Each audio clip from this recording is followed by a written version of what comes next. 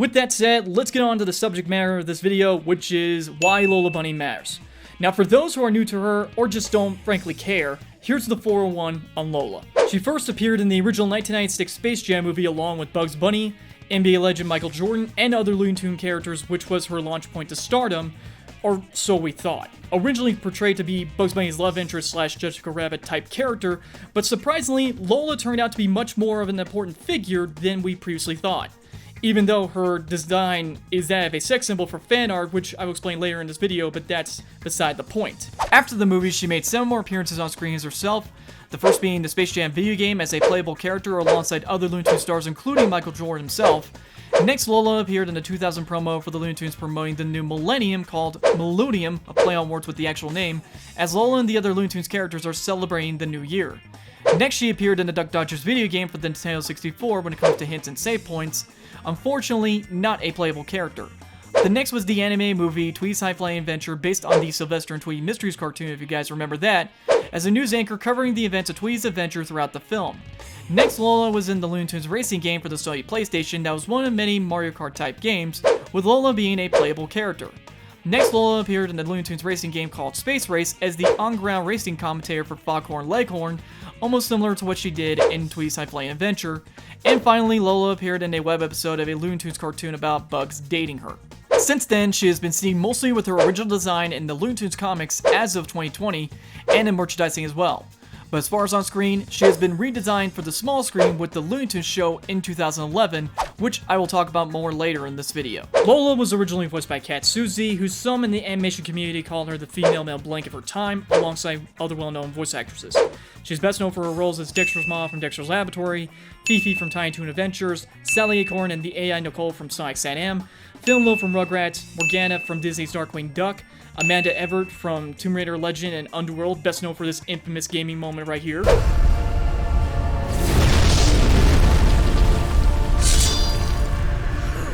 Idiots! You ruined everything! All these years I blamed myself, and it was you! You killed her! Killed her?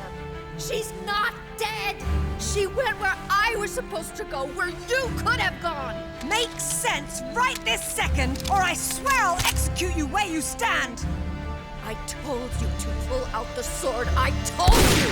Where is my mother? Avalon! It's not a myth. Don't you get it? You'll never understand.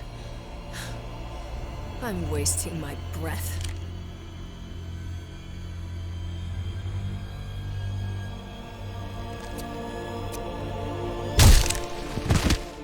From this moment, your every breath is a gift from me.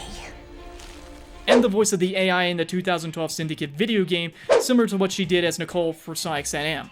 Yet that's only a small list of voiceover roles she's done over the last 2 decades, besides being the voice of Lola. Since Space Jam, the higher-ups of Warner Bros. Have done what they could to get away with reducing Lola's on-screen time to comic books and merch until 2011 during what some call the dark ages of Cartoon Network. The network later decided they wanted to do a new Looney Tunes series for a new era of fans. With this new series, they decided to take the opportunity of doing the first redesign to Lola of her woman-like appearance to eventually change her into something more that's, to them, kid-friendly, yet more annoying than possible in my opinion. Yet this version of Lola was voiced by Ghostbusters 2016 actress Kristen Wiig, who was brought on to the role of the character after her time on SNL.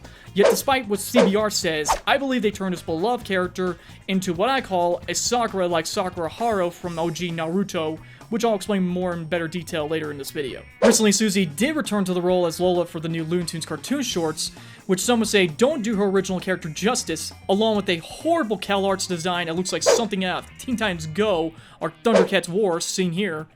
The new cartoon also has other issues like censoring Elmer Fudd and Yosemite Sam's weapons to being more politically and socially sensitive in this day and age of stupidity and ignorance, which some would call more of a major issue compared to others in the show. Now in the year 2021, director Malcolm D. Lee, best known for movies like Undercover Brother, Night School, and Girls Trip, otherwise known as another Magic Mike flick, is helming the new Space Jam movie called Space Jam: A New Legacy, featuring NBA star LeBron James, and a slew of other stars and athletes alongside the Looney Tunes for the movie. Now before I continue on with this video, let me just say the title of this movie honestly sends a shiver down my spine.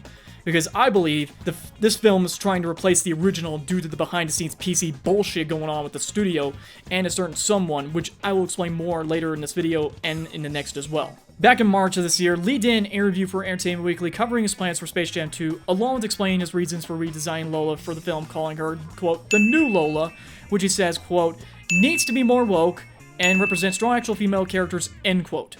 Yet to me, her new design looks more that of the Looney Tunes show's Lola, but more of a preteen rather than her adult look from her original 90s design. Like, I know the studio is trying to model her after actual women in the WNBA, yet I believe this misses the mark completely when it comes to the message Lee is trying to send.